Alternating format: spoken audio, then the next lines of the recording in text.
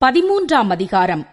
அந்தியோகியா பட்டணத்தில் உள்ள சபையிலே பர்னபாவும் நீகர் எண்ணப்பட்ட சிமியோனும் சிரேனே ஊரானாகிய லூகியும் கார்பங்கு தேசாதிபதியாகிய ஏரோதுடனே கூட வளர்க்கப்பட்ட மனாயீனும் சவுலும் தீர்க்கதரிசிகளாயும் போதகர்களாயும் இருந்தார்கள். அவர்கள் கர்த்தருக்கு ஆராதனை செய்து உபவாசித்துக் கொண்டிருக்கிற போது பர்னபாவையும் சவுலையும், நான் அழைத்த ஊழியத்துக்காக அவர்களை பிரித்து விடுங்கள் என்று பரிசுத்த ஆவியானவர் திருவுளம் பற்றினார். அப்பொழுது உபவாசித்து ஜெபம் பண்ணி அவர்கள் மேல் கைகளை வைத்து அவர்களை அனுப்பினார்கள். அப்படியே அவர்கள் பரிசுத்த ஆவியினால் அனுப்பப்பட்டு செலூக்கியா பட்டணத்துக்கு வந்து கப்பல் ஏறி அங்கிருந்து சீப்புரு தீவுக்கு போனார்கள். சாலமி பட்டணத்தில் வந்தபோது அவர்கள் யூதருடைய ஜெப ஆலயங்களில் தேவ வசனத்தை பிரசங்கித்தார்கள். யோவானும் அவர்களுக்கு உதவிக்காரனாயிருந்தான். அவர்கள் பாப்போ பட்டணம் வரைக்கும் தீவை கடந்து வந்தபோது பர்யேசு என்னும் பெயர் கொண்ட மாயவித்தைக்காரனும் கள்ள தீர்க்கதரிசியுமான ஒரு யூதனை கண்டார்கள். அவன் விவேகமுள்ள மனுஷனாகிய செர்கியு பவுல் என்னும் அதிபதியுடனே கூட இருந்தான். அந்த அதிபதி பர்னபாவையும் சவுலையும் அழைப்பித்து அவர்களிடத்தில் தேவ வசனத்தை கேட்க ஆசையாயிருந்தான். மாய வித்தைக்காரன் என்று அர்த்தங்கொள்ளும் பேரை உடைய அந்த எலிமா என்பவன் அதிபதியை விசுவாசத்தினின்று திரும்பும்படி வகை தேடி அவர்களோடு எதிர்த்து நின்றான். அப்பொழுது பவுல் என்று சொல்லப்பட்ட சவுல் பரிசுத்த ஆவியினால் நிறைந்தவனாய் அவனை உற்றுப் பார்த்து, எல்லா கபடமும் எல்லா பொல்லாங்கும் நிறைந்தவனே, பிசாசின் மகனே, நீதிக்கெல்லாம் பகைஞனே, கர்த்தருடைய செம்மையான வழிகளை புரட்டுவதில் ஓயமாட்டாயோ? இதோ இப்பொழுதே கர்த்தருடைய கை உன்மேல் வந்திருக்கிறது. சில காலம் சூரியனை காணாமல் நீ குருடனாயிருப்பாய் என்றான். உடனே மந்தாரமும் இருளும் அவன் மேல் விழுந்தது. அவன் தடுமாறி கைலாகு கொடுக்கிறவர்களை தேடினான். அப்பொழுது அதிபதி சம்பவித்ததைக் கண்டு கர்த்தருடைய உபதேசத்தை குறித்து அதிசயப்பட்டு விசுவாசித்தான். பின்பு பவுலும் அவனைச் சேர்ந்தவர்களும் பாப்போ பட்டணத்தை விட்டு கப்பல் ஏறி பம்பிலியாவிலிருக்கும் பெர்கே பட்டணத்துக்கு வந்தார்கள். யோவான் அவர்களை விட்டு பிரிந்து எருசலேமுக்கு திரும்பிப் போனான்.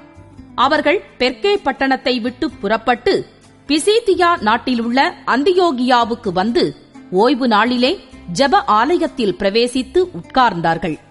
நியாயப் பிரமாணமும் தீர்க்க தரிசன ஆகமமும் வாசித்து முடிந்த பின்பு, சகோதரரே, நீங்கள் ஜனங்களுக்கு புத்தி சொல்ல விரும்பினால் சொல்லுங்கள் என்று சொல்லும்படி ஜெப ஆலயத் தலைவர்கள் அவர்களிடத்தில் ஆள் அனுப்பினார்கள். அப்பொழுது பவுல் எழுந்திருந்து கையமர்த்தி, இஸ்ரவேலரே, தேவனுக்கு பயந்து நடக்கிற சகல ஜனங்களே, கேளுங்கள். இஸ்ரவேலராகிய இந்த ஜனத்தினுடைய தேவன் நம்முடைய பிதாக்களை தெரிந்து கொண்டு எகிப்து தேசத்தில் அவர்கள் பரதேசிகளாய் சஞ்சரித்த போது ஜனங்களை உயர்த்தி தமது புய பலத்தினாலே அதிலிருந்து அவர்களை புறப்பட பண்ணி 40 வருஷ காலமாய் வனாந்தரத்தில் அவர்களை ஆதரித்து கானான் தேசத்தில் 7 ஜாதிகளை அழித்து அவர்களுடைய தேசத்தை இவர்களுக்குச் சுதந்தரமாக பங்கிட்டுக் கொடுத்து, பின்பு ஏறக்குறைய 450 வருஷ காலமாய் சாமுவேல் தீர்க்கதரிசி வரைக்கும் அவர்களுக்கு நியாயாதிபதிகளை ஏற்படுத்தி வந்தார். அது முதல் தங்களுக்கு ஒரு ராஜா வேண்டுமென்று கேட்டுக்கொண்டார்கள். அப்படியே தேவன் பென்யமீன் கோத்திரத்தானாகிய கீசுடைய குமாரனான சவுலை 40 வருஷ காலமாய் அவர்களுக்கு கொடுத்தார். பின்பு அவர் அவனை தள்ளி தாவீதை அவர்களுக்கு ராஜாவாக ஏற்படுத்தி, ஈசாயின் குமாரனாகிய தாவீதை என் இருதயத்துக்கு ஏற்றவனாக கண்டேன், எனக்கு சித்தமானவைகளையெல்லாம் அவன் செய்வான் என்று அவனை குறித்து சாட்சியுங் கொடுத்தார். அவனுடைய சந்ததியிலே தேவன் தமது வாக்கு தத்தத்தின்படியே இஸ்ரவேலுக்கு இரட்சகராக இயேசுவை எழும்பப் பண்ணினார். இவர் வெளிப்படுவதற்கு முன்னே மனம் திரும்புதலுக்கேற்ற ஞான ஸ்நானத்தை குறித்து யோவான் இஸ்ரவேலர் யாவருக்கும் பிரசங்கித்தான். யோவான் தன் பணிவிடை ஓட்டத்தை நிறைவேற்றுகிற போது, நீங்கள் என்னை யார் என்று நினைக்கிறீர்கள்? நான் அவர் அல்ல. இதோ எனக்குப் பின் ஒருவர் வருகிறார், அவருடைய பாதரட்சையை அவிழ்க்கிறதற்கும் நான் பாத்திரன் அல்ல என்றான். சகோதரரே, ஆபிரகாமின் சந்ததியில் பிறந்தவர்களே, தேவனுக்கு பயந்து நடக்கிறவர்களே, இந்த ரட்சிப்பின் வசனம் உங்களுக்கு அனுப்பப்பட்டிருக்கிறது. எருசலேமில் குடியிருக்கிறவர்களும் அவர்கள் அதிகாரிகளும் அவரை அறியாமலும் ஓய்வு நாள்தோறும் வாசிக்கப்படுகிற தீர்க்க தரிசிகளின் வாக்கியங்களை அறியாமலும் அவரை ஆக்கினைக்குள்ளாக தீர்த்ததினால் அந்த வாக்கியங்களை நிறைவேற்றினார்கள். மரணத்திற்கு ஏதுவானதொன்றும் அவரிடத்தில் காணாதிருந்தும் அவரை கொலை செய்யும்படிக்கு பிலாத்துவை வேண்டிக் கொண்டார்கள்.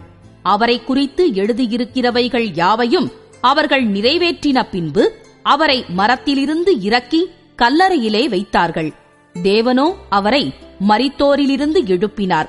தம்முடனே கூட கலிலியாவிலிருந்து எருசலேமுக்கு போனவர்களுக்கு அவர் அநேக நாள் தரிசனமானார்.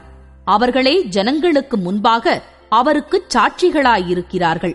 நீர் என்னுடைய குமாரன், இன்று நான் உம்மை ஜெனிப்பித்தேன் என்று 2ஆம் சங்கீதத்தில் எழுதியிருக்கிறபடியே இயேசுவை எழுப்பினதினாலே தேவன் நம்முடைய பிதாக்களுக்கு அருளிச் செய்த வாக்கு தத்தத்தை அவர்களுடைய பிள்ளைகளாகிய நமக்கு நிறைவேற்றினார் என்று நாங்களும் உங்களுக்குச் சுவிசேஷமாய் அறிவிக்கிறோம். இனி அவர் அழிவுக்குட்படாதபடிக்கு அவரை மரித்தோரிலிருந்து எழுப்பினார் என்பதை குறித்து தாவீதுக்கு அருளின நிச்சயமான கிருபைகளை உங்களுக்கு கட்டளையிடுவேன் என்று திருவுளம் பற்றினார். அன்றியும் உம்முடைய பரிசுத்தர் அழிவை காண ஒட்டீர் என்று வேறொரு சங்கீதத்தில் சொல்லியிருக்கிறது. தாவீது தன் காலத்திலே தேவனுடைய சித்தத்தின்படி அவருக்கு ஊழியஞ்செய்த பின்பு நித்திரையடைந்து தன் பிதாக்களிடத்திலே சேர்க்கப்பட்டு அழிவை கண்டான். தேவனால் எழுப்பப்பட்டவரோ அழிவை காணவில்லை. ஆதலால் சகோதரரே, இவர் மூலமாய் உங்களுக்கு பாவமன்னிப்பு உண்டாகும் என்று அறிவிக்கப்படுகிறதென்றும் மோசேயின் நியாயப் பிரமாணத்தினாலே நீங்கள் எவைகளினின்று விடுதலையாகி நீதிமான்களாக்கப்படக் கூடாதிருந்ததோ விசுவாசிக்கிறவன் எவனும் அவைகளினின்று இவராலே விடுதலையாகி நீதிமானாக்கப்படுகிறான் என்றும் உங்களுக்கு தெரிந்திருக்க கடவது. அன்றியும் தீர்க்கதரிசிகளின் புஸ்தகத்திலே அசட்டைக்காரரே பாருங்கள், பிரமித்து அழிந்து போங்கள், உங்கள் நாட்களின் ஒரு கிரியையை நான் நடப்பிப்பேன்.